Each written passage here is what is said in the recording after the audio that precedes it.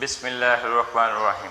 अस्सलाम वालेकुम स्टूडेंट्स, हम स्टार्ट करने जा रहे हैं class 10th mathematics books chapter number 1 की 1.1 एक्सरसाइज। क्वेश्चन को स्टार्ट करने से पहले हम इस चैप्टर की डेफिनेशन को पढ़ लेते हैं।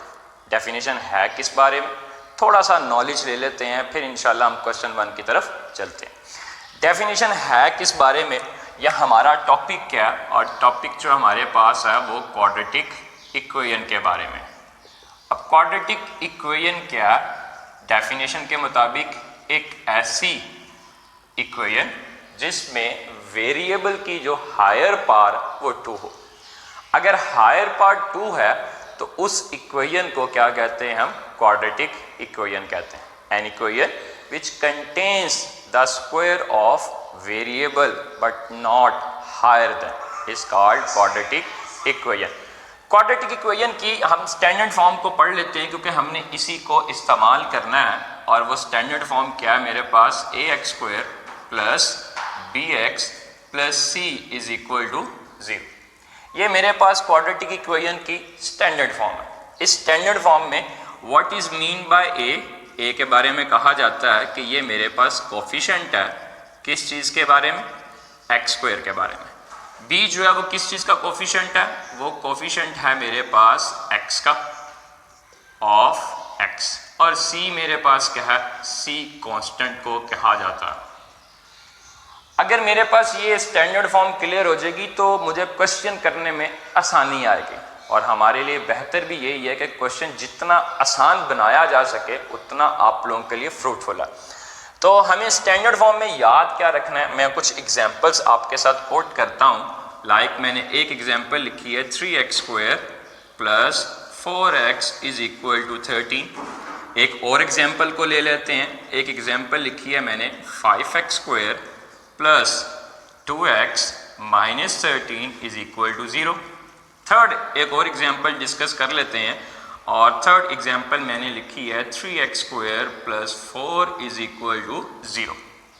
ये 3 डिफरेंट इक्वेशंस हैं। देखने में आपको कुछ हिस्सा सेम ज़रूर नज़र आ रहा है, बट अगर मैं इस चीज़ को देखता हूँ तो क्या ये इक्वेशन जो है इस स्टैंडर्ड फॉर्म को फुलफिल कर रही है। मुझे नज़र आ रहा है कि यहाँ राइट साइड पे क्या था, 0 था, तो यहाँ जो है वो राइट साइड पे 0 नहीं है। डैट मीन ये क्वाड्रेटिक इक्वेशन इस स्टैंडर्ड फॉर्म को फुलफिल नहीं कर रहा। तो डैट मीन कि ये जो इक्वेशन है ये standard form of quadratic equation नहीं है। अगर हम इस इक्वेशन को देखते हैं तो 5x² plus 2x minus 13 is equal to 0। मुझे नज़र आ रहा है कि इसमें मेरे पास x² वाली टर्म भी है, x वाली टर्म भी है, और एक विदाउट x टर्म भी मौजूद है।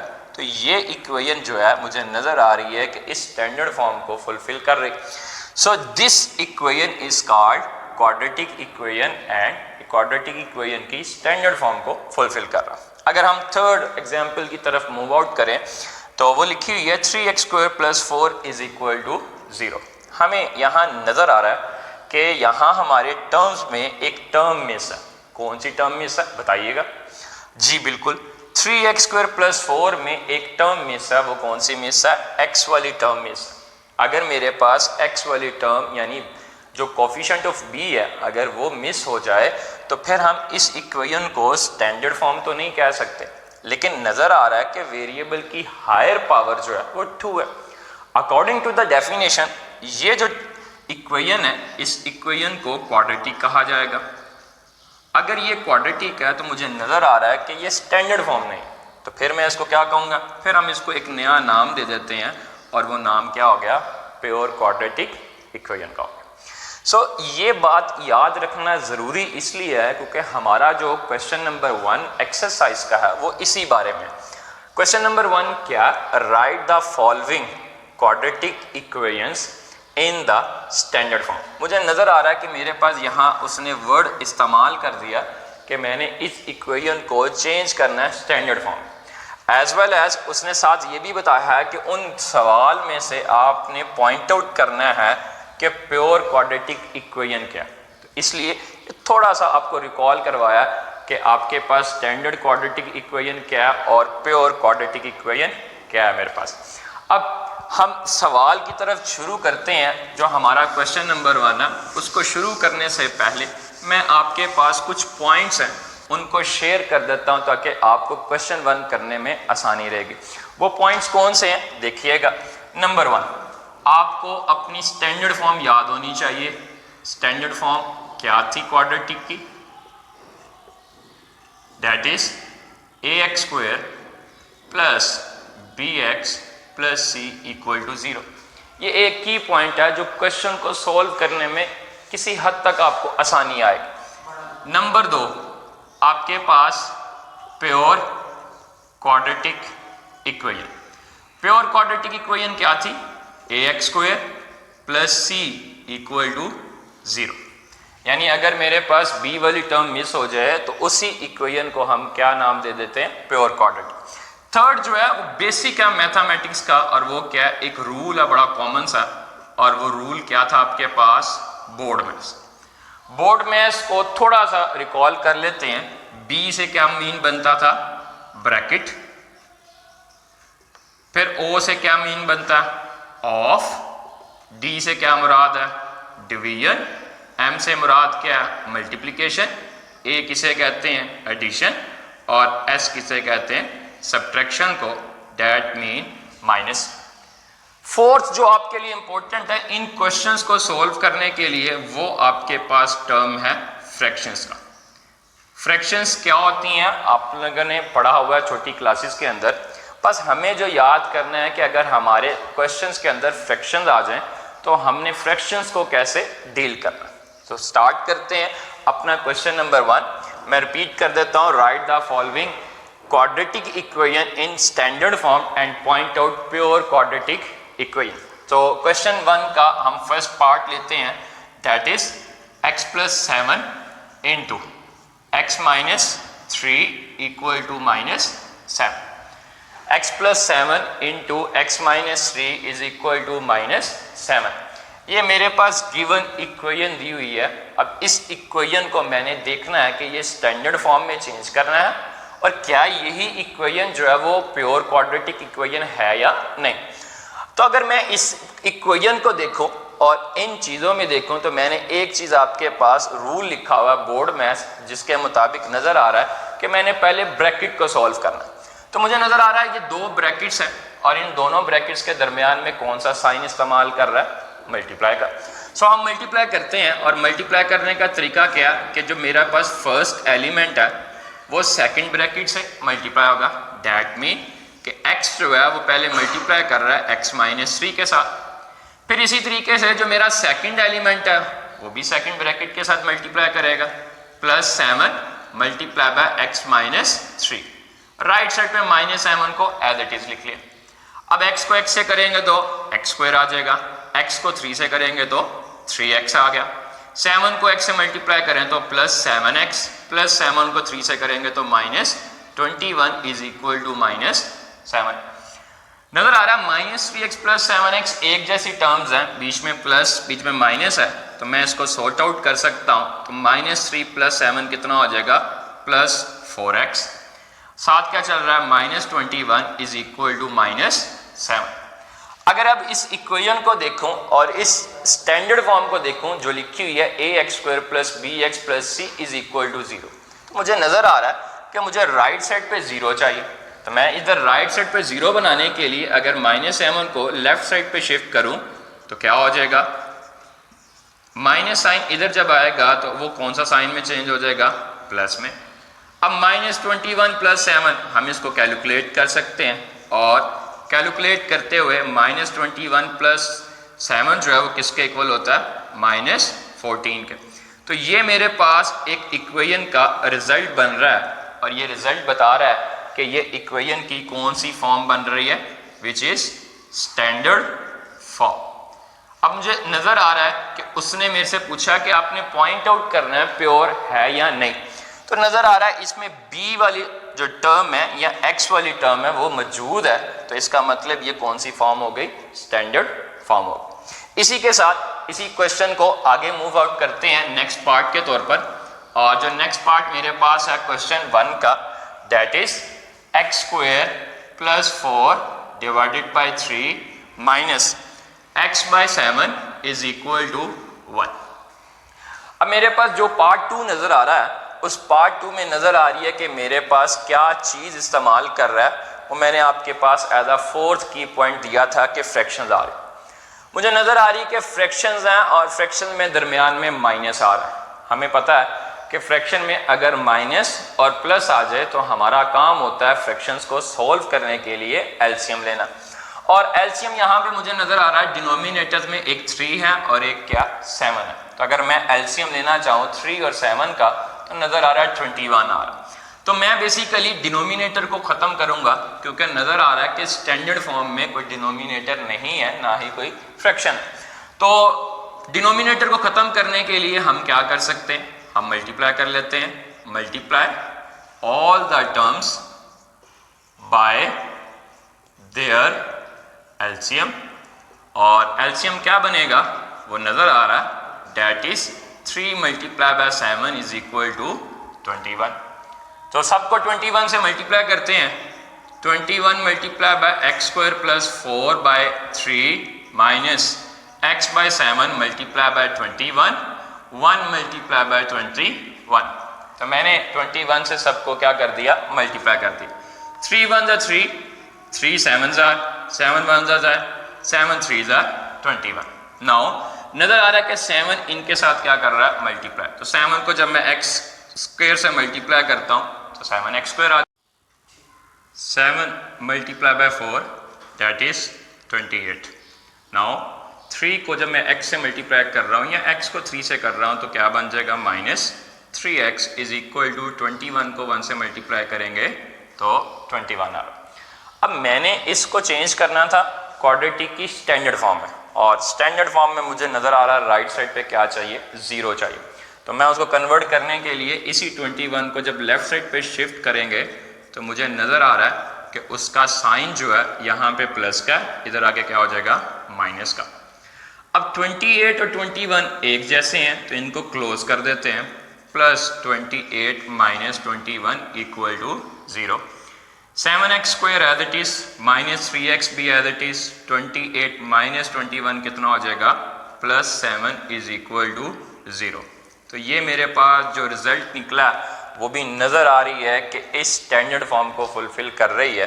इसका मतलब ये जो मेरे पास इक्वेशन मिली ये कौन सी मिल रही है, स्टैंडर्ड फॉर्म। और मज़ीद इसी क्वेश्चन के कुछ पार्ट हैं, सिर्फ और सिर्फ आपको पिछला थोड़ा सा नॉलेज आपको रिवाइज करवाया जा रहा है, और वो नॉलेज जो है वो ज़्यादातर आपके पास बोर्ड मैथ्स के बारे में है और फ्रैक्शन के बारे में। उसी से मज़ीद फिर हम ये 2 रिजल्ट कंक्लूड कर रहे हैं, standard form of quadratic equation and pure quadratic equation. आइए नेक्स्ट पार्ट की तरफ जानिब बढ़ते हैं, और जो मेरे पास नेक्स्ट पार्ट है दैट इज पार्ट नंबर 3 कर रहे हैं हम लोग। और पार्ट नंबर 3 राइट किया हुआ है x over x plus 1 plus x plus 1 over x equal to 6। जो पार्ट नंबर 3 है वो किसी हद तक मेरा पार्ट 2 से ही मैच कर रहा है। मुझे नज़र आ रहा है यहाँ पे भी फ्रैक्शन थी तो वही काम करेंगे जो वहाँ पहला स्टेप किया था, multiply all the terms by their LCM. अब एलसीएम जो है वो क्या बनता है, that is x into x plus 1। तो मल्टीप्लाई करते हैं, x into x plus 1 multiply by x over x plus 1 plus x into x plus 1 multiply by, इसके साथ मल्टीप्लाई कर रहा हूँ, x plus 1 over x multiply by x plus 1 multiply by 6। मैंने तमाम टर्म्स को एलसीएम से मल्टीप्लाई कर लिया। अब मल्टीप्लिकेशन है, x इंटू एक्स वो x स्क्वायर हो गया, या मुझे नज़र आ रहा है कि यहाँ पे x प्लस 1 इस x प्लस 1 से कैंसिल हो रहा था, तो x को x से मल्टीप्लाई किया तो क्या बन गया, x स्क्वायर मिल गया। इसी तरीके से यहाँ पे ये x इस x से डिवाइड हो रहा था, कैंसिल हो गया। प्लस x प्लस 1 को x प्लस 1 से मल्टीप्लाई करें तो मुझे नज़र आ रहा है कि इनकी बेसिस, इसकी भी बेस अगर देखी जाए तो सेम है x प्लस 1, तो पावर जो है वो क्या हो जाती है 1 प्लस 1 ऐड होकर 2 आंसर दे देंगे। इसी तरीके से 6 को अगर मैं x से मल्टीप्लाई करूं तो 6x multiply by x plus 1। अब यहाँ हमारे पास एक आइडेंटिटी, एक फार्मूला लग रहा है, मैं उसके अकॉर्डिंगली इसकी एक्सपेंशन करते हैं। वो क्या होती थी, अगर मैं फार्मूला रिकॉल करूँ, a प्लस बी का whole square that is a square plus 2ab plus B square. तो इसके एक्सपेंशन क्या हो जाएगी फिर, x square plus 2x plus 1, ये मल्टीप्लाई हो रहा है तो 6x स्क्वायर प्लस क्या हो गया, 6x हो गया। अब अगेन फ्रैक्शन तो मेरी ख़त्म होगी, जो मेरा रिक्वायर इसमें डिमांड थी कि फ्रैक्शन को ख़त्म होना चाहिए, वो ख़त्म हो गई। अब मुझे स्टैंडर्ड फॉर्म बनानी है तो एक साइड पे 0 रखना है, बेशक यहाँ रखा जा सकता है, बेशक वहाँ रखा जा सकता है। मुझे नज़र आ रहा है कि ये ज़रा टर्म जो है 6x स्क्वायर ये ज़रा बड़ी है, तो मेरी कोशिश होगी कि मैं इनको वहाँ ले जाता हूँ। जब वहाँ लेके जाऊँ तो यहाँ क्या रह जाएगा, 0। तो यहाँ पे हम साथ साथ टर्म्स को अरेंज भी कर लेते हैं। x स्क्वायर यहाँ आगे क्या हो जाएगा, माइनस का, ये वाला यहाँ आगे क्या हो गया, माइनस का। फिर नेक्स्ट टर्म मेरे पास प्लस 6x आ रही, ये 2x जब यहाँ आएगा तो क्या हो जाएगा, वो भी माइनस का। ये 1 जब यहाँ आएगा तो वो भी क्या हो गया, माइनस का। अब मुझे नज़र आ रहा है 6x स्क्वायर, x स्क्वायर और x स्क्वायर एक जैसी टर्म्स हैं, तो 6 में से 1 माइनस किया 5 में से 1 माइनस किया तो 4x स्क्वायर आ गया, प्लस 6 माइनस 2 वो भी कितना हो जाएगा, प्लस 4x, और माइनस 1 वो सिंगल टर्म है तो वो एज इट इज़, और यहाँ क्या चल रहा था, 0 चल रहा। सो मुझे नज़र आ रहा है कि 4x square plus 4x minus 1 is equal to 0। This is also called standard form. अभी तक हम लोगों ने 3 पार्ट किए और तीनों पार्ट जो है वो रेलिवेंट हैं किससे, स्टैंडर्ड फॉर्म से। सिर्फ लास्ट पार्ट करते हैं इंशाल्लाह। तो मैं सेकंड पार्ट को रिमूव करता हूँ,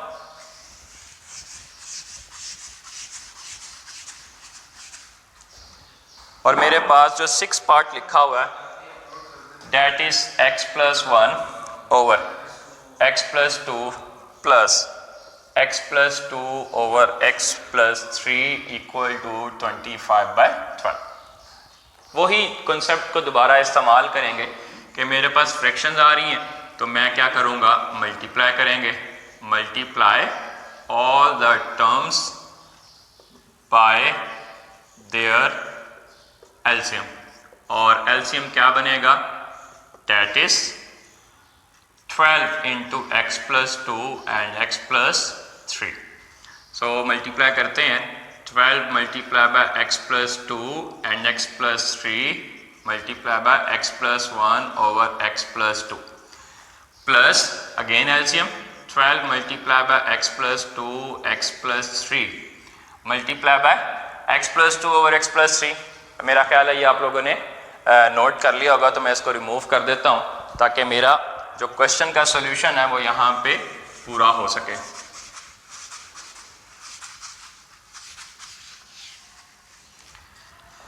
multiply by x plus 2 over x plus 3 is equal to 12 multiply by x plus 2 x plus 3 multiply by 25 over 12। तो नज़र आ रहा है कि यहाँ ये 12 इस 12 से कैंसिल है, x प्लस 3 से कैंसिल है, x प्लस 2 से कैंसिल है। फर्दर मुझे नज़र आ रहा है ये मल्टीप्लाई हो रहे हैं, अगर मैं इसको इससे मल्टीप्लाई करके लिखूँ तो x को x से करेंगे तो x स्क्वायर, x को 1 से किया तो x, 3 को x से किया तो 3x, 3 को 1 से किया तो 3 आ रहा। इसी तरीके से यहाँ नज़र आ रहा है कि x प्लस 2 को x प्लस 2 से मल्टीप्लाई करें तो हमने पीछे भी ये आइडेंटिटी पढ़ी है, इसके मुताबिक अगर इसको ओपन किया जाए वो भी ठीक है।